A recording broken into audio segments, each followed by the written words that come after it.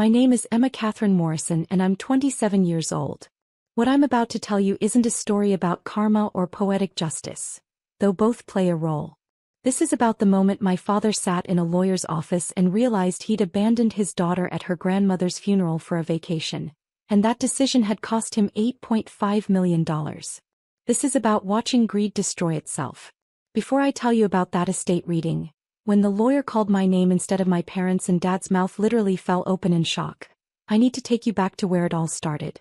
Back to Sacred Heart Church, where my grandmother lay in a casket and my parents checked their watches, more concerned about missing their cruise departure than saying goodbye to the woman who raised me. My grandmother, Rose Margaret Morrison, was the strongest person I ever knew. She'd raised 4 children as a single mother after my grandfather died in a factory accident when my dad was just 12. She worked 2 jobs, seamstress during the day, cleaning offices at night, to keep food on the table and her kids in school. She never complained, never asked for help, never showed weakness. By the time I was born, Grandma Rose had retired and was living comfortably in a modest house in Portland, Maine. My parents, Martin and Christine Morrison, lived 20 minutes away with my older sister Amber and me. We visited Grandma every Sunday without fail, and those visits were the highlight of my week.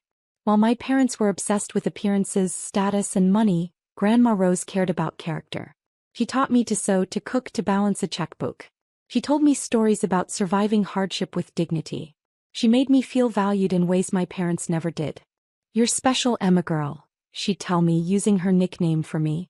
"Don't let anyone convince you otherwise. You have your grandfather's kindness and my spine. That's a powerful combination." My parents' relationship with Grandma was complicated. Dad resented that she'd never remarried, never pursued wealth, never given him the privileged upbringing his friends had. Mom looked down on Grandma's simple lifestyle, her second-hand furniture, her refusal to care about fashion or status. "Your grandmother could have done so much better," Mom said once when I was 12. "She could have married that banker who pursued her, lived in a nice house, given us opportunities. But no, she had to be stubborn and independent. She provided for 4 kids alone," I said. "That's pretty amazing." "It's poverty, Emma. Nothing amazing about that." I stopped arguing with Mom about Grandma after that. I just quietly continued my Sunday visits, soaking up every moment with the one person in my family who truly loved me. When I was 14, Grandma was diagnosed with pancreatic cancer. Stage 4. The doctors gave her 3 to 6 months. She lasted 4 months, and every day of those 4 months I was by her side. I'd take the bus to her house after school, do my homework at her bedside, read to her when she was too weak to hold a book herself. My parents visited occasionally, always briefly, always checking their phones. "You're spending too much time there," Mom complained. "You're 14. You should be with friends, not sitting in a dying woman's house." "She's my grandmother," I said. "And she's not just dying, she's living her last days. I want to be there." "Well, don't expect us to chauffeur you around. If you want to waste your youth playing hospice nurse, that's your choice." Grandma passed away on a Tuesday in November. I was there, holding her hand when she took her last breath. The hospice nurse was there too, along with Grandma's best friend Margaret, a woman in her 70s who'd been Grandma's neighbor and confidant for 40 years. "You're a good girl, Emma," Grandma whispered in one of her last coherent moments. "Don't let them change you. Promise me." "I promise, Grandma." She smiled, squeezed my hand weakly and closed her eyes. 2 hours later she was gone. If you're genuinely enjoying this story, please hit that like button. Your support helps me continue sharing these stories. I called my parents from the hospice. Dad answered. "She's gone," I said, crying. "Grandma died." There was a pause. "Hey, we'll handle the arrangements. Come home. Can you pick me up?" "Emma, we're busy. Take the bus. We'll see you at home." He hung up. I sat in Grandma's room, now just an empty shell without her presence, and cried while Margaret held me. "Your grandmother loved you more than anything," Margaret said softly. "She told me so many times how proud she was of you, how you were the light of her life." "She was mine too," I whispered. "I know, sweetheart. I know." The funeral was scheduled for Saturday, 4 days after Grandma's death. My parents had it planned down to the minute. Viewing at 10 a.m., service at 11 a.m., burial at noon, reception at 1 p.m. We need it done by 2 p.m., Mom said when I asked why everything was so rushed. We have a 4 p.m. flight to catch. I stared at her. A flight? Where are you going? Caribbean cruise, Dad said casually, not even looking up from his laptop. 7 days all-inclusive. We booked it 6 months ago and it's non-refundable. You're going on a cruise the day of Grandma's funeral? The funeral will be over by then, Mom said as if this were completely reasonable. We'll pay our respects, attend the service and then we'll go. Life goes on, Emma. Your grandmother wouldn't want us to cancel our plans. She would absolutely want you to cancel your cruise. I was shouting now, disbelief turning to anger. She just died. You can't just bury her and then go party in the Caribbean. Watch your tone, Dad said sharply. We've already paid $8,000 for this cruise. We're not throwing that money away because of bad timing. Bad timing? She's your mother. And she's dead. Mom's voice was cold, final. Being sad won't bring her back. We're going on our cruise and you're staying with Amber for the week. End of discussion. I looked at my sister, who was 17 and had her headphones in, completely checked out of the conversation. She didn't care about Grandma, didn't care about me, didn't care about anything except her phone and her friends. I don't want to stay with Amber, I said. I want to stay with Margaret. Who's Margaret? Dad asked.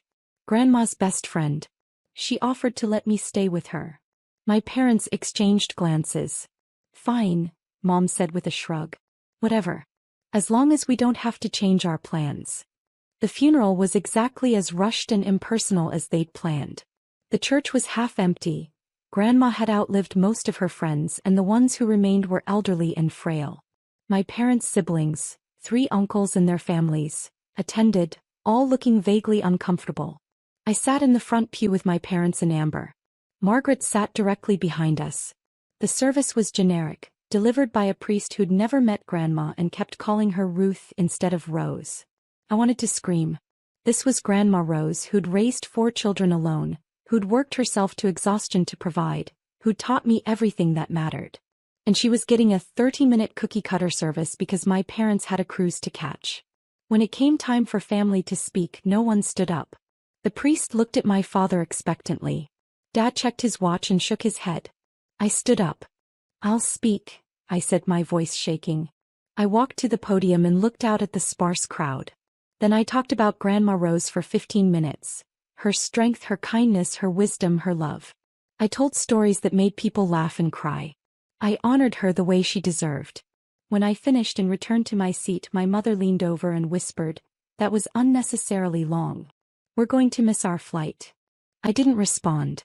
I just stared straight ahead, hating her. The burial was quick. Grandma was lowered into the ground next to Grandpa, and the priest said a brief prayer. The reception was held at the church basement. Sandwiches and coffee that my parents had ordered from the cheapest caterer they could find. At 1:45 p.m., exactly as planned, my parents announced they were leaving. "Emma, Amber's going to drop you at Margaret's house," Mom said, already walking toward the parking lot. "We'll be back in a week. Be good." "You're really leaving?" I couldn't believe it was actually happening. "Right now. Grandma's in the ground and you're leaving for a vacation?" "She's dead, Emma." Dad's voice was irritated now, like I was being unreasonable. "She won't know we're gone. We paid for this trip and we're taking it. You're old enough to understand priorities." "I understand that you care more about a cruise than your own mother," I said. Dad's face flushed red. "You're being dramatic and disrespectful.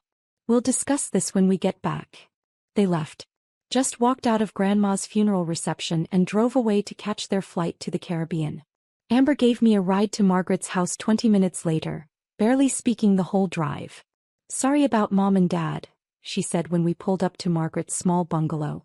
"They're kind of terrible." It was the most honest thing she'd ever said to me. Margaret Hanson was everything my parents weren't. Warm, present, deeply kind. She welcomed me into her home like I'd always belonged there. "You'll take the guest room," she said, showing me to a cozy bedroom with a quilt-covered bed and lace curtains. "Stay as long as you need, sweetheart. I promised Rose I'd look after you if anything happened to her, and I keep my promises." "Grandma asked you to look after me?" "She did. About 2 months ago, when she knew she didn't have much time left. She was worried about you, Emma. Worried about how your parents treated you. She wanted to make sure someone would be there for you." I started crying and Margaret held me while I sobbed for Grandma, for the funeral she deserved but didn't get, for the parents who'd chosen a vacation over grieving. That week with Margaret changed my life. She told me stories about Grandma I'd never heard, about her strength during the hardest years, her quiet acts of generosity, her fierce protection of her children despite having so little. "Your grandmother was remarkable," Margaret said one evening over tea. "She never had much money but she was rich in the ways that mattered. And she loved you so much, Emma. You were her pride and joy." "I loved her too," I whispered. "I know you did. And she knew it too." When my parents returned from their cruise, tanned, relaxed, and full of stories about buffets and excursions, they barely acknowledged I'd been gone. "Did you behave yourself at Margaret's?" Mom asked. "Yes." "Good. Back to normal now." But nothing was normal. I couldn't look at my parents the same way after they'd abandoned me at Grandma's funeral. Every interaction was colored by the knowledge that they'd prioritized a vacation over saying goodbye to the woman who raised them. I started spending more time at Margaret's house. She never minded, in fact she encouraged it. We'd have dinner together, work on sewing projects she'd learned from Grandma, talk about books and life and dreams. "You're always welcome here," she told me. "This is your second home." Became my first home. My real home. The place where I felt valued. Drop a comment and let me know where you're watching from. Your support means everything. The custody arrangement. 6 months after Grandma's funeral, things came to a head. My parents had been arguing constantly about money. They'd overspent on the cruise and other luxuries and were behind on bills. The stress made them even more insufferable than usual. One night they sat me down for a family meeting. "Emma, we need to discuss your future," Dad said in his serious business voice. "Your mother and I are facing some financial pressures right now. We need to cut expenses." "Okay," I said slowly, not sure where this was going. "Amber is heading to college next year and that's going to be expensive. We need to prioritize her education. So we've made a decision. You're going to go live with Margaret." I blinked. "What?" "Margaret offered to take you in," Mom said. "She has plenty of space and she clearly enjoys your company. It makes sense for everyone. We can focus on Amber's needs and you can be somewhere you're obviously more comfortable." They were giving me away. 6 months after abandoning me at Grandma's funeral, they were literally giving me away to reduce their expenses. I should have been devastated. Instead I felt relieved. "Hey," I said. They looked surprised that I'd agreed so easily. "We'll still see you," Dad said awkwardly. "Holidays and such. This isn't abandonment. It's just a practical arrangement." "Sure," I said. "Can I go pack?" The legal arrangements were surprisingly simple. Margaret was already a registered foster parent. She'd fostered several children over the years, so the paperwork went through quickly. My parents signed away custody without hesitation, and by my 15th birthday, I was officially living with Margaret full-time. My parents visited twice in the first year, then once the next year, then not at all. Amber went to college and rarely came home. When she did, she didn't visit me at Margaret's. I was alone with my biological family, but I wasn't lonely, because I had Margaret. Margaret became the mother I'd never had. She encouraged my education, supported my interests, and made me feel like I mattered. She worked as a retired accountant who did consulting work from home, so she was always available when I needed her. "What do you want to be, Emma?" she asked me one evening when I was 16. "I don't know. Something that helps people, I think." "Your grandmother wanted to be a nurse," Margaret said. "But she never got the chance, had to drop out of school to work when her own mother died. She would have been brilliant at it." "Really? I never knew that." "She had dreams just like you do. Don't let anything stop you from achieving yours." Under Margaret's guidance, I flourished. My grades improved from B's to straight A's. I joined clubs, made friends, discovered a passion for social work. Margaret paid for SAT prep courses, college application fees, everything I needed. "I can't afford all this," I protested when she insisted on hiring a college counselor. "Yes, you can," Margaret said firmly. "Your grandmother left me something in her will specifically for your education. She wanted to make sure you had opportunities. We're using that money exactly as she intended." I got into Boston University's social work program with a partial scholarship. Margaret covered the rest without hesitation. During my 4 years there, she visited regularly, called weekly, and made sure I knew I was loved. My biological parents didn't call once during college. Didn't ask how I was doing. Didn't acknowledge my graduation. I stopped expecting anything from them. After getting my bachelor's degree, I was accepted into BU's master's program in social work with a focus on child welfare. I wanted to help kids like me, kids whose parents failed them who needed someone to step up and care. Margaret was at my master's graduation, crying and cheering louder than anyone. "Your grandmother would be so proud," she whispered, hugging me tight. "I wish she could have seen this," I said. "She sees it, sweetheart." "I know she does." I got a job at a nonprofit in Portland working with foster youth, helping them navigate the system, advocating for their needs, connecting them with resources. The work was hard but meaningful. I was living the life Grandma Rose would have wanted for me. Margaret was 83 now, still sharp and active, still my rock. We had dinner together every Sunday, keeping up the tradition I'd started with Grandma. Then on a Tuesday morning when I was 27, I got a call from Margaret's attorney. "Ms. Morrison? This is James Chin from Chin and Associates. I'm calling regarding Margaret Hansen's estate." My blood went cold. "Is Margaret okay?" "I'm very sorry to inform you that Ms. Hansen passed away peacefully in her sleep last night. She had a heart attack. I'm told it was quick and painless." The world stopped. "Margaret. Gone. Just like that." "No," I whispered. "No, that can't be right. I just saw her Sunday. She was fine." "I'm very sorry for your loss. Miss Hansen was a remarkable woman. She left very specific instructions for her estate, and as her attorney, I need to inform you that you're named as a beneficiary. There will be a formal reading of the will next Tuesday at 2 p.m. at my office. Your presence is required." "Okay," I said numbly. "Ms. Morrison, I should also inform you that we've contacted your parents and your sister. They've been named in the will as well and will be in attendance." "My parents? Why would Margaret leave them anything?" "I can't discuss the details over the phone. Everything will be explained at the reading. Again, my sincere condolences." He hung up. I sat in my office staring at the wall, trying to process that Margaret was gone. The woman who'd raised me, saved me, loved me unconditionally, gone. I barely functioned for the next week. I arranged Margaret's funeral, choosing a beautiful service at the same church where we'd buried Grandma Rose. I spoke about Margaret's kindness, her generosity, her impact on my life and the lives of dozens of foster children she'd helped over the years. My parents didn't attend the funeral. Neither did Amber. They were waiting for the will reading instead. Tuesday arrived.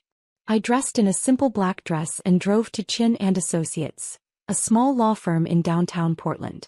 The office was elegant but understated, exactly the kind of place Margaret would have chosen. I arrived 15 minutes early and was shown to a conference room. And there they were, my parents and Amber already seated, looking expectant. I hadn't seen them in person in over 10 years. Dad had aged considerably, thinner, grayer, more worn. Mom looked harder, brittle, with too much makeup trying to hide the years.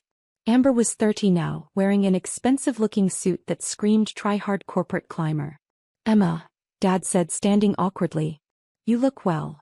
"Thank you." "We were sorry to hear about Margaret," Mom added, though her tone suggested she wasn't sorry at all.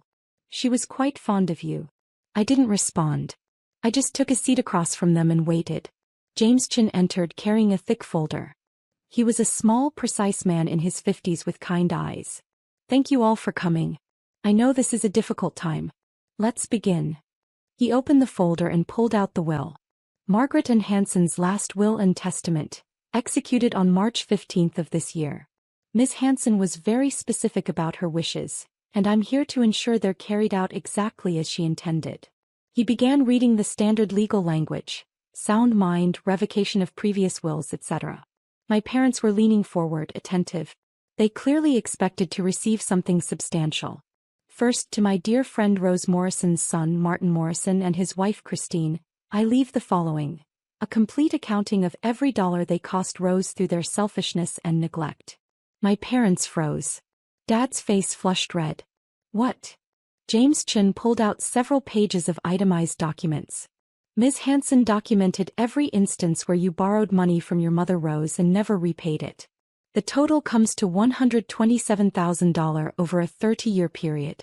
She also documented the care costs Rose paid out of pocket for your children, Emma and Amber, totaling another $43,000. Miss Hanson wanted you to understand exactly how much Rose sacrificed for you while you treated her like an A-team. He slid the documents across the table. Dad grabbed them, scanning frantically. This is ridiculous, Mom sputtered. She can't. There's more, James continued. To Martin and Christine Morrison, I also leave this message, which Miss Hanson recorded in her own words. You abandoned your daughter at your mother's funeral to take a cruise. You prioritized your comfort over saying goodbye to the woman who sacrificed everything for you. You gave Emma away like she was a burden instead of a blessing. You are the worst kind of parents. The kind who see children as accessories or inconveniences rather than human beings deserving of love. I hope this knowledge haunts you. The room was silent. Dad's mouth was literally hanging open. Mom had gone pale. Additionally, James said, Ms. Hanson established a $50,000 fund specifically for grief counseling and family therapy, should Emma ever choose to pursue reconciliation with you. She doubted you'd take advantage of it, but she wanted the option available. This fund will remain in trust for 5 years, after which it will revert to Emma.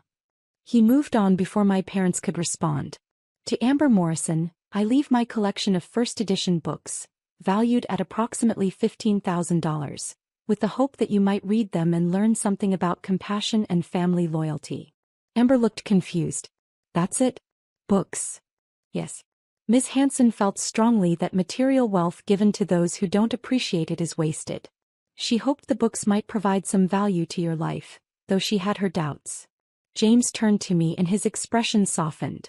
And now, to Emma Catherine Morrison, whom I have loved as a daughter for 13 years, I leave the entirety of my estate. This includes my home at 428 Maple Street, valued at $680,000. My investment portfolio, currently valued at $3.2 million. My savings accounts, totaling $1.4 million. My retirement accounts, valued at $2.8 million. And various other assets including vehicles, jewelry, and personal property, valued collectively at $420,000. The total estate value is approximately $8.5 million. I couldn't breathe. $8.5 million? Additionally, James continued, reading from Margaret's personal letter, Emma, my darling girl, this money represents the life I built and the future I want you to have. Use it to continue your important work to help children who need advocates, to build the life you deserve. Your grandmother Rose would be so proud of the woman you've become, and so am I. You are the daughter I never had, and you've brought more joy to my life than you'll ever know. Live well, love deeply, and never forget that you are extraordinary. With all my love, Margaret. Tears streamed down my face. James handed me a tissue along with the letter, which was in Margaret's handwriting.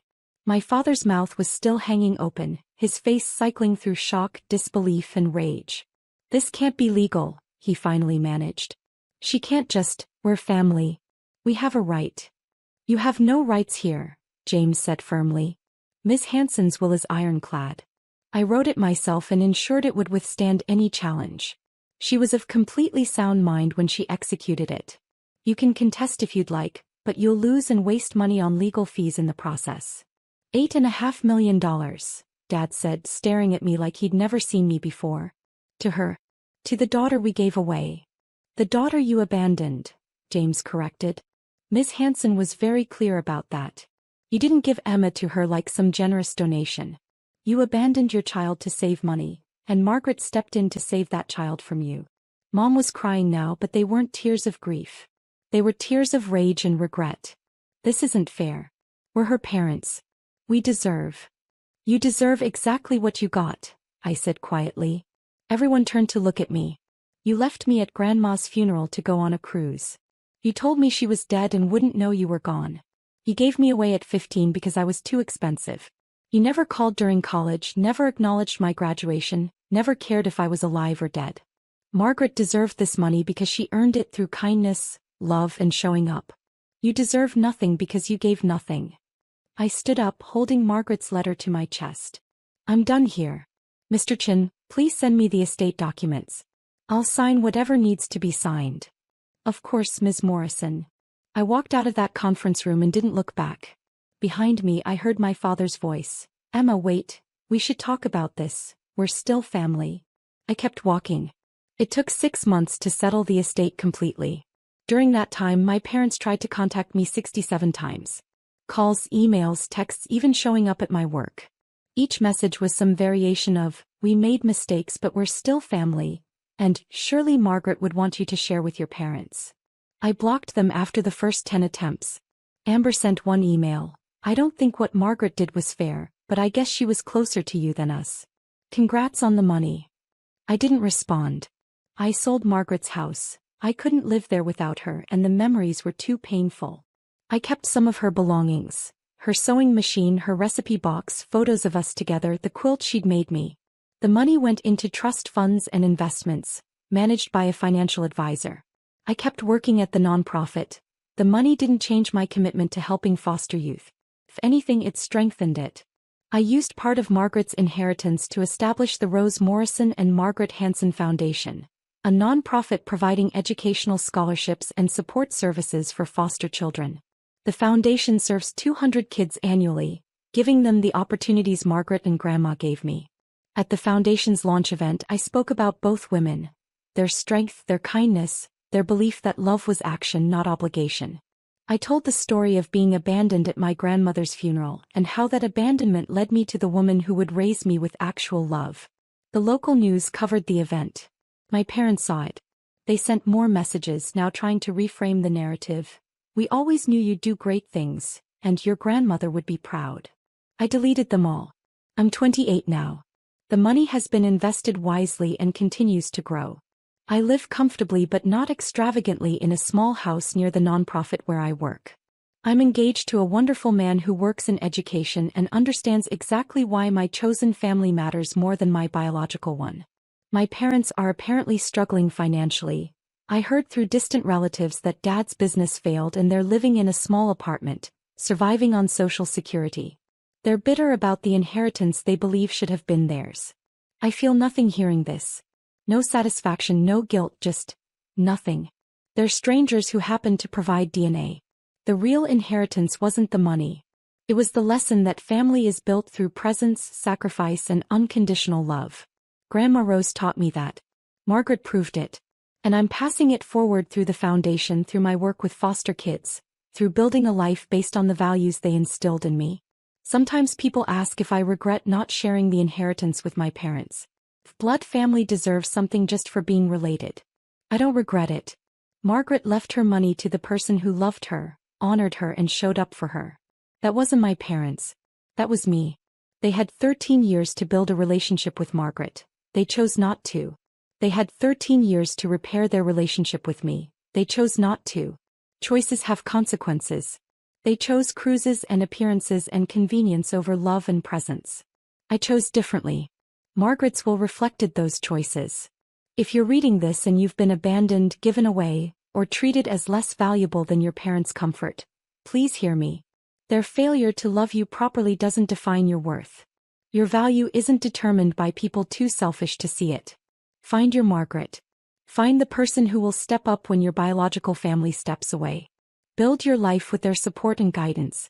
And when you succeed, honor the people who actually deserved honor. I'm living proof that chosen family is real family. That love is action, not obligation. That showing up matters more than showing up in a DNA test. To Grandma Rose and Margaret, thank you. For seeing me when I was invisible to my own parents. For loving me when I felt unlovable.